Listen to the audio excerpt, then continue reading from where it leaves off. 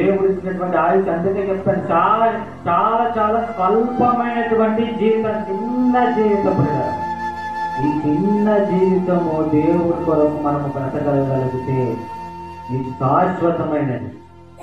శాశ్వతమైనటువంటి నిత్య జీవము, పరలోకం అనేది మనకు దేవుడు ఇవ్వబోతున్నాడు. దాని కొరకు అది సంపాదించుకుంటే ఈ భూమి మీదనే మనం ప్రయాసపడాలి. మరణము మనకు ఎప్పుడు ఏ రూపంలో వస్తుందో మనకైతే తెలియదు.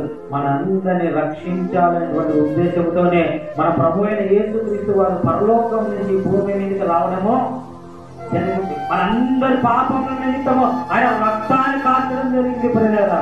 మన అందరి నిమిత్తము ఆయన కొరడా దెబ్బలు తినడం జరిగింది ప్రియులారా. మన అందరి నిమిత్తమే చెప్పండి, తలకు ముళ్ళ కిరీటాన్ని, పక్కలో పల్లెపు ప్రోటిని, వీటన్నిటిని దేని కొరకని అంటే మనము రక్షింపబడాలనేటువంటి ఉద్దేశంతో, మనమందరము పరలోకానికి వెళ్ళాలనేటువంటి ఉద్దేశంతోనే మన ప్రభు అయిన యేసుక్రీస్తు వారి వల్ల చేశారు.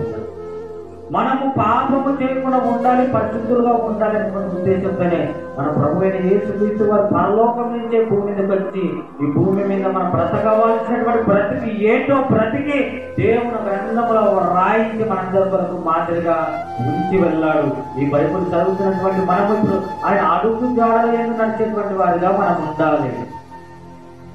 ఆయన అడుగు జాడలు ఎందుకు నడిచేవారిగా మనం ఉండాలి.